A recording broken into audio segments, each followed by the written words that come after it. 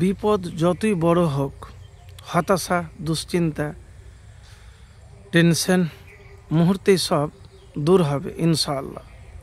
এমন একটি দোয়ার কথা বলবো যে আপনি অনেক বড় বিপদে আছেন, মুক্তির কোনো পথ দেখতে পাচ্ছেন না।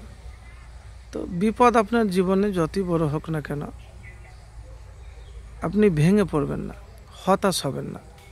অনেক সময়তে আমরা বিপদের সময়তে ভেঙে পড়ি, তাকদীরের দোষারোপ করি, ভাগ্যকে খারাপ বলি। কিন্তু ধৈর্য ধরে কষ্ট করে বিপদের সময়তে আপনি এই আমল করবেন। কোন আমলের কথা বলবো? যে যখনই আপনি বিপদে কষ্টে নিপীড়িত হবেন, বিপদ যে কোনো হতে পারে, টাকার বিপদ, আপনার প্রিয় মানুষ দুনিয়া থেকে চলে গেছে সেটারও বিপদ, কেউ কাউকে হয়তো ধার দিয়েছেন, টাকা আপনি হাসিল করতে পারছেন না, কাজ নাই, টেনশনে আছেন, খুব হতাশায় আছেন, বা হয়তো রোজগার করছেন কিন্তু রোজগার করেও কিন্তু আপনার জুটছে না।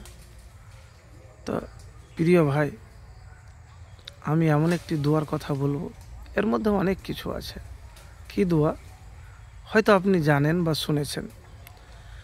ইন্না লিল্লাহি ওয়া ইন্না ইলাইহি রাজিউন, আল্লাহুম্মা আজিরনি ফি মুসিবাতি ওয়াখলিফ লি খায়রাম মিনহা।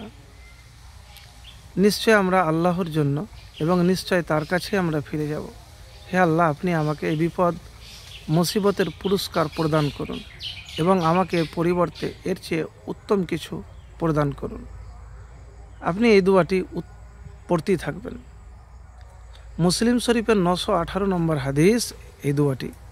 উম্মুল মুমিনিন উম্মু সালমা রাদিয়াল্লাহু তাআলা বলেন, আমি রাসূল সাল্লাল্লাহু আলাইহি সাল্লামকে বলতে শুনেছি, যদি কোনো মুসলিম বিপদগ্রস্ত হয়ে এই কথাগুলো বলে, তাহলে আল্লাহ তাকে অবশ্যই উক্ত ক্ষতির পরিবর্তে উত্তম বিষয় দান করে ক্ষতিপূরণ করে দিবেন।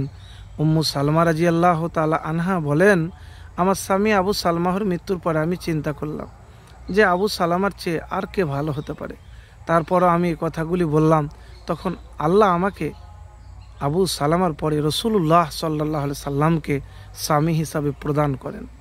তো বিপদের সময়তে মাথাকে ঠান্ডা রাখবেন, রাখার পরে ইন্না লিল্লাহি ওয়া ইন্না ইলাইহি রাজিউন, আল্লাহুম্মা আজিরনি ফি মুসিবাতি ওয়াখলিফ লি খায়রাম মিনহা বেশি করে পাঠ করবেন।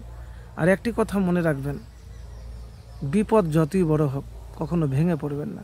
আল্লাহু আল্লাহু রব্বি লা উশরিকু বিহি শাইয়ান, আল্লাহু আল্লাহু রব্বি লা উশরিকু বিহি শাইয়ান, এই দোয়া বেশি করে পড়বেন। তো যে কোনো দোয়া করবেন তার আগে অবশ্যই একবার দুরূদ শরীফ পড়ে নেবেন। আল্লাহুম্মা সাল্লি আলা মুহাম্মাদিন ওয়া আলা আলি মুহাম্মাদ কামা সাল্লাইতা আলা ইব্রাহিমা ওয়া আলা আলি ইব্রাহিমা ইন্নাকা হামিদুম মাজিদ। আল্লাহুম্মা বারিক আলা মুহাম্মাদিন ওয়া আলা আলি মুহাম্মাদ কামা বারাকতা আলা ইব্রাহিমা ওয়া আলা আলি ইব্রাহিমা ইন্নাকা হামিদুম মাজিদ। এবারে বলবেন দুরুদের কথা কেন বলেন? মানে যে কোনো দোয়া যখনই করবেন, দুরুদ না পাঠ করলে আল্লাহর আরশে, আল্লাহর কাছে ওই দোয়া যায় না, পৌঁছায় না, কবুলও হবে না। তো দুরুদ অবশ্যই পাঠ করবেন, দুরুদ পাঠ করতে মিস করবেন না।